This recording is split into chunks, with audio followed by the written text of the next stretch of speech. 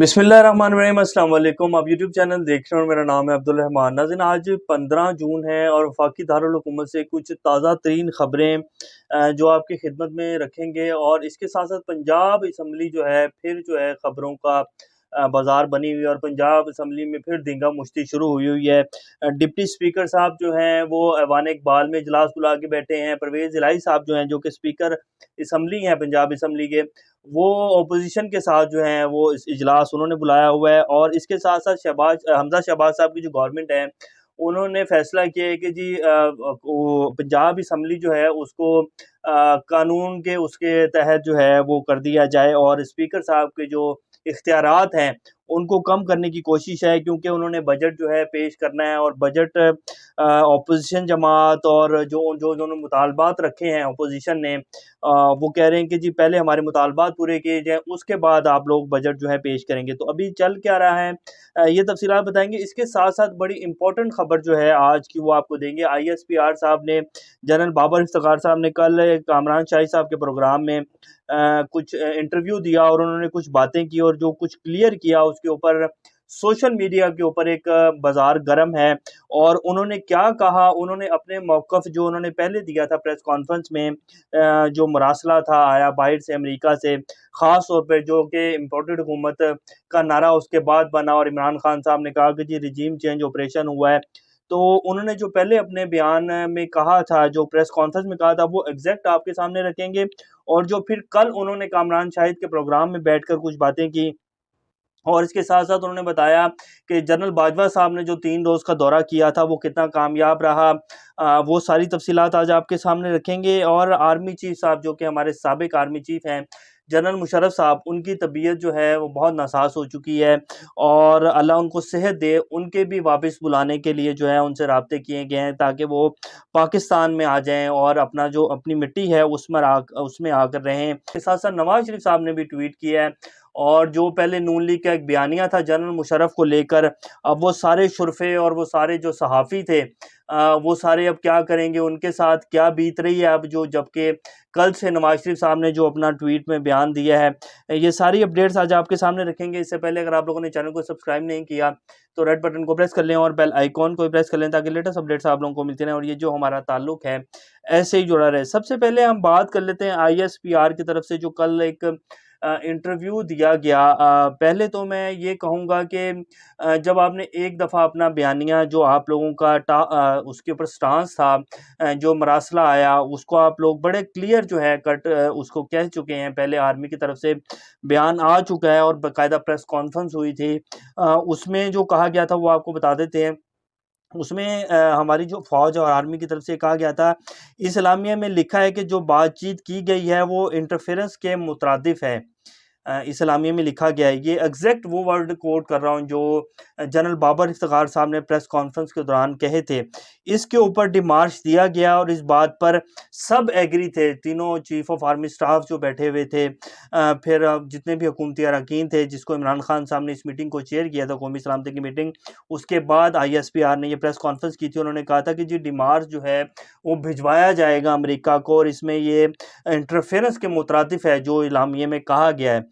अब जब उन्होंने कल कहा है, वो कल जो इंटरव्यू था उसमें उन्होंने कहा कि साबित हुकूमत की तब्दीली के लिए कोई साजिश नहीं हुई। पाक फ़ौज के तर्जुमान ने ये बयान मुस्तरद कर दिया है, कल के जो उनका इंटरव्यू था। अब इन दोनों बयानात को ही अगर आप देखें और वो वीडियोज़ जो हैं यूट्यूब पर ऊपर पड़ी भी हुई हैं, तो काफ़ी इनके ऊपर जो है तज़ाद नज़र आता है। क्योंकि डीजीआईएसपीआर बाबर इफ्तिखार साहब ने ये कहा था कि जी साजिश हुई है। और इसके ऊपर फिर पाकिस्तान के मुख्तलिफ जो तजिया निगार हैं और मुख्तलिफ जो बड़े पाए के लीडर हैं, उन्होंने कहा था कि जी साजिश के बाद ही तो मुदाखलत होती है। जिनमें सबसे जो बयान मीडिया के ऊपर आया था वो एतजाज़ अहसन साहब का था कि साजिश के बाद ही तो मुदाखलत होती है, पहले साजिश होती है, उसके बाद मुदाखलत होती है। तो अब उसके ऊपर इमरान खान साहब ने कल जब ये DGISPR ने इंटरव्यू दिया, उसके बाद फिर PTI की तरफ से भी बयानिया आया और उन्होंने भी इसकी तरदीद की। और ख़ास तौर पर असद उमर साहब ने प्रोग्राम में बैठकर कहा कि जी हम फ़ौज की तरफ से जो ये रद्द अमल आया है और जिसके ऊपर कहा है ये हरफ आखिर नहीं है, हम जो है कल इसका फ़ैसला करेंगे और हम इस जो बयान आया है इसके साथ बिल्कुल भी हम जो हैं खड़े नहीं हैं। साजिश हुई है, रजीम चेंज ऑपरेशन हुआ है और बाकायदा ये मुदाखलत हुई है। PTI का तो ये बयानिया है। अब उसके ऊपर इमरान खान साहब ने आज क्या फ़ैसला किया है वो भी आपको बताते हैं, लेकिन मुशर्रफ साहब को वापस लाने के लिए उनकी फ़ैमिली के साथ राब्ता किया गया है। और इसके ऊपर नवाज़ शरीफ साहब ने भी कहा है कि जी मैं अपनी ज़ाती रंजिश मेरी किसी के साथ नहीं है और अगर मुशर्रफ साहब वापस आना चाहते हैं तो मैं हुकूमत को कहूँगा वो उनके वापसी के इंतज़ामात जो हैं वो किए जाएँ। मुझ पर जो कुछ भी हुआ, मेरे साथ जो भी बीती, मैं उसको भुला चुका हूँ और मेरा अब कोई भी ज़ाती रंजिश जो है वो मुशर्रफ साहब के साथ नहीं है। हुकूमत को मैं कहता हूँ कि अगर वो वापस आना चाहते हैं तो तमाम इंतज़ामात किए जाएँ। और यही जो है मौक़िफ़ जो है हमारी फ़ौज की तरफ से है। वो कह रहे हैं कि जी वो हमारे साबिक़ जर्नैल हैं, उनकी तबीयत जो है वो बहुत ख़राब है, अल्लाह उनको सेहत बख्शे, लेकिन उनकी फ़ैमिली के साथ राब्ता किया गया। अगर वो वापस आना चाहते हैं और उनका क्या मौक़िफ़ है वो भी देंगे, उसके बाद जो है तमाम इंतज़ामात किए जाएँगे। और मुशर्रफ साहब जो भी कह लें इंसान है, गलत फ़ैसले होते हैं कुछ, उनकी जितना भी एक इक़्तिदार था उसमें उनसे कुछ गलत फ़ैसले हुए, लेकिन मुशर्रफ साहब एज़ अ जर्नैल बहुत अच्छे जर्नैल थे और उन्होंने बहुत कुछ दिया है पाक आर्मी को।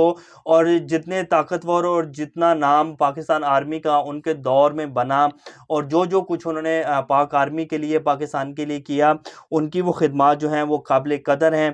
और मुशर्रफ साहब को पाकिस्तान आना चाहिए और उसके दरमियान अब मेरा नहीं ख्याल कोई भी हर्डल है, उनसे राब्ते किए जा रहे हैं। उनकी फैमिली जो मौक़िफ़ देगी और उनके स्पेशली जब उनके डॉक्टर्स बताएँगे कि ये मूव कर सकते हैं यहाँ से, इनकी तबीयत कैसी है, उसके बाद जो है सामने आएँगी खबरें तो आपको देंगे। अब हम बता देते हैं कि इमरान खान साहब ने आज जो फ़ैसला किया है वो बड़ा इम्पोर्टेंट है। आपको पहले भी हमने बताया था कि जब ये सारा मरासला आया था उसके बाद इमरान खान साहब ने फिर स्पीकर को भी दिखाया और उसको वो किया। और उसके बाद फिर इमरान खान साहब ने chief justice of Pakistan Umar Ata Bandial साहब को भी ये ख़त जो है, ये मरासला जो था भेज दिया था। अब दोबारा फ़ैसला किया है इमरान खान साहब ने कि दोबारा ख़त लिखने जा रहे हैं और वो कह रहे हैं कि जी चीफ़ जस्टिस ऑफ पाकिस्तान जो है कौम को इसके ऊपर एतमाद में लें और कौम को इसकी हकीकत बताएँ और इसके ऊपर एक जुडिशल कमीशन बनाएँ ताकि दूध का दूध और पानी का पानी हो जाए। और इसके ऊपर वैसे अगर ये इसके ऊपर इतना बयानिया जो बनाया गया है PTI की तरफ से, इमरान खान साहब की तरफ से और हमारे जो अदारे हैं वो कह रहे हैं कि जी कोई भी साजिश और कोई भी मुदाखलत जो है वो नहीं हुई है। एजेंसियों के पास इस चीज़ का कोई सबूत नहीं है।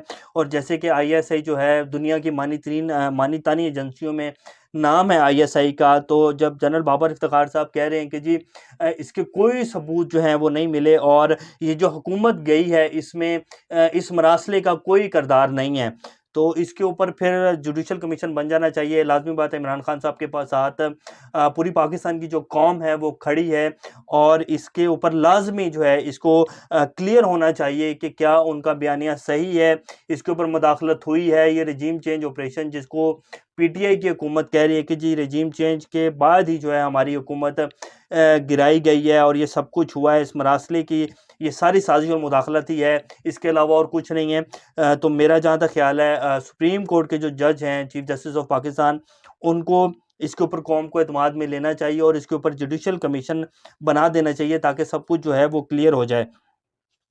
अब जो है आपको बता देते हैं कि इस टाइम हमारे जो इकॉनमी की सूरत हाल है और हमारे जो आर्मी स्टाफ हैं, chief of army staff general Bajwa साहब अपने वफ़द के साथ चीन का 3 रोज़ का उन्होंने दौरा किया। उसके साथ उनकी मुलाकात हुई जो चाइना के सदर हैं शी जिनपिंग, उनके साथ भी मुलाकात हुई। फिर चीफ़ ऑफ आर्मी स्टाफ हैं जो चाइना के, उनके साथ भी मुलाकात हुई। तो जनरल बाबर इफ्तिखार साहब ने जो बताया, उन्होंने कहा कि जी बहुत अच्छा कामयाब दौरा रहा है और इसके जो असरात हैं वो आने वाले दिनों में आपको नज़र आएँ। लेकिन जो हमें खबरें मिली हैं और जो हमें पता चला है वो यही है कि चाइना ने चीफ़ ऑफ आर्मी स्टाफ को इसलिए बुलाया गया था क्योंकि ये जो कुछ रजीम चेंज ऑपरेशन हुआ है और जो कुछ भी ये हुआ है उसको लेकर चलते हुए ये जो हुकूमत है इसने आते ही सीपैक अथॉरिटी भी जो है वो ख़त्म कर दी और चाइना को बगैर एतमाद में लिए हुए इन लोगों ने ज़ाती फ़ैसला किया और उसको ख़त्म कर दिया। तो चाइना को ये खबरें मिली हैं, उनकी एजेंसियों ने ये दी हैं कि सी पैक जो है उसको अमेरिका की ईमा के ऊपर पाकिस्तान में रोल बैक किया जा रहा है और उसकी तैयारियां हैं। तो इसके ऊपर चीफ ऑफ आर्मी स्टाफ को वहाँ का दौरा करना पड़ा है और उनको एतमाद में लिया गया है कि जी ऐसा कुछ भी नहीं है, सी पैक जो है वो उसी तेज़ी से चलेगा और इंशाल्लाह आगे बढ़ेगा। और यही जनरल बाबर इफ्तिखार साहब ने भी कल रात के प्रोग्राम में कहा है। तो ये इस तरह की चहम गोइयाँ जो हैं इस टाइम सोशल मीडिया के ऊपर चल रही हैं। बहरहाल सी पैक अथॉरिटी को ख़त्म करने का कोई जवाज़ ना तो हुकूमत ने, इस सपोर्टेड हुकूमत ने पेश किया और फिर जब वज़ीर ख़ज़ाना से सवाल किए जाते हैं बाकायदा कि जी सी पैक के ऊपर जो काम स्लो हुआ है, तो वो उन सवालात को वो पास कर देते हैं और उसके ऊपर वो बात भी नहीं करते। और जब से ये ख़ास तौर पे पिछले 2 ढाई महीने से ये हुकूमत आई है, जो कुछ ये पहले कह रहे थे और जो इनका पहले का बयानिया था कि जी सीपैक पे काम स्लो हो गया है, सीपैक पे यूँ हो गया है, सीपैक के ऊपर यूँ हो गया है। अब आकर ये लोग ना तो उस जो अगर इनसे सवालात किए जाते हैं, ना तो उसका जवाब देते हैं और सीपैक अथॉरिटी को जो ख़त्म किया गया, उसके ऊपर भी इन्होंने कोई वाज़िया मौक़िफ़ नहीं दिया कि जी हम क्यों ख़त्म कर रहे हैं और किस वजह से ख़त्म कर रहे हैं। और जो अमेरिका ने कहा था कि जी आपको माफ़ियाँ मिलनी शुरू हो जाएँगी, तो वो माफ़ियाँ भी मिलनी शुरू हो गई हैं। एफएटीएफ का जो इजलास हो रहा है जर्मनी में, आप देखेंगे कि मैं आपको जैसे पहले से खबर देता आया हूँ कि अब इस इम्पोर्टेड हुकूमत को जो माफ़ी मिलने का वो शुरू हो चुका है। और पाकिस्तान जो है, जो कि पिछले जो 27 में से 28 नुकात इमरान खान साहब की हुकूमत और हमारे अदारों ने जो कोशिशें करके उन नुकात को पूरा किया, अब ये सारा जो उसका क्रेडिट है वो ये हुकूमत लेके जाएगी और ये कहेंगे कि जी एफएटीएफ की वाइट लिस्ट में पाकिस्तान जो आया है वो हमारी वजह से आया है। अभी चल रहा है वो इजलास जर्मनी में, उसकी आने वाले दिनों में डिटेल्स आएंगी और लगता यही है कि पाकिस्तान एफएटीएफ की वाइट लिस्ट में आ जाए। इमरान खान साहब के दौर में ये नुकात जो हैं पूरे हो चुके थे। सिर्फ इमरान खान साहब के दौर में वाइट लिस्ट में पाकिस्तान इस वजह से नहीं किया गया था कि उनसे जितनी भी यूरोपीय यूनियन हो, अमेरिका, बरतानिया, ये सारी ताकतें जो हैं ये बिल्कुल भी खुश नहीं थी। तो पाकिस्तान स्टिल ग्रे लिस्ट में रहा और अब जो कि ये सब कुछ हो गया है, रिजीम चेंज हो गया है और जिस तरह डोनाल्ड नू ने कहा था कि जी आप इमरान खान को हटाएं तो आपको जो कुछ भी हुआ है सब पर माफ़ी मिल जाएगी, तो अब माफ़ी मिलने का जो अमल है वो जारी है। अब आपको बता देते हैं कि जो स्पीकर के पंजाब असम्बली में जो कुछ हो रहा है, दरअसल बजट पास नहीं करने दिया जा रहा।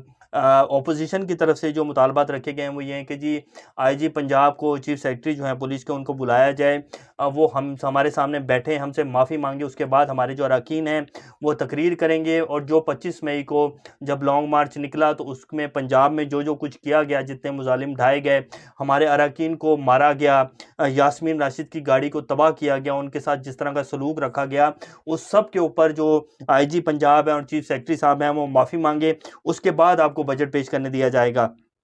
तो अब ये कैसे हो सकता है? हमज़ा शहबाज साहब इसके ऊपर कभी भी राज़ी नहीं होंगे। तो उन्होंने आज क्या किया, उन्होंने कहा डिप्टी स्पीकर असम्बली को जो है उनके साथ मिलकर जो है अगवान इकबाल में इजलास जारी है। उधर जो स्पीकर असम्बली साहब हैं परवेज़ इलाही साहब, वो बैठे हुए हैं, वो इजलास कर रहे हैं अपोजिशन को बुलाकर। तो इस टाइम इस तरह की दींगा मुश्ती जो है चल रही है। स्पीकर के इख्तियारात जो हैं वो महदूद करने की कोशिश और साजिश जो है वो रची जा रही है। अभी ये चल रहा है इस टाइम पंजाब असम्बली में। मेरा जहाँ तक ख्याल है लाहौर हाई कोर्ट को या इस्लामाबाद को हाई कोर्ट को इसके ऊपर नोटिस लेना चाहिए, क्योंकि जिस तरह हल्फ दिलवाया गया था हमज़ा शहबाज साहब से और नोटिस लिया गया था इस बात का कि क्यों हल्फ नहीं लेने दिया जा रहा उनको और क्यों हर्डल्स क्रिएट की जा रही हैं, तो अब इसके ऊपर भी नोटिस लेना चाहिए कि किस तरह जो है स्पीकर के खिलाफ जो है आप जा रहे हैं और दो दो जगह के ऊपर इजलास बुलाए जा रहे हैं, किस तरह की जो डिस्टेबलाइजेशन है वो फैलाई जा रही है 12 करोड़ के सूबे में। तो इसके ऊपर कोई ना कोई नोटिस जो है वो लिया जाना चाहिए।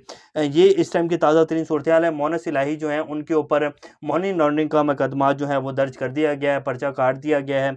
तो ये इस तरह की इंतकामी कार्रवाई जो है हमज़ा शहबाज साहब की तरफ से, जो चीमा साहब हैं उनकी तरफ से, और सालिक हुसैन साहब, सालिक साहब जो हैं जो कि इनके कज़न हैं मोनस इलाही साहब के, वो इस सारी कार्रवाइयों में इनके खिलाफ इन कार्रवाइयाँ करवा रहे हैं। और ये इस टाइम परवेज़ इलाही और शुजात हुसैन साहब की जो फैमिली है उनके दरमियान इस तरह के जो क्लैशेज़ हैं वो चल रहे हैं और ये सब कुछ उसी का ही नतीजा है। ये अभी की कुछ लेटेस्ट अपडेट्स हैं। इंशाल्लाह नेक्स्ट अपडेट के साथ दोबारा आप लोगों के सामने हाज़िर होंगे। तब तक अपना और इस चैनल का ख्याल रखिएगा। अल्लाह हाफ़िज़।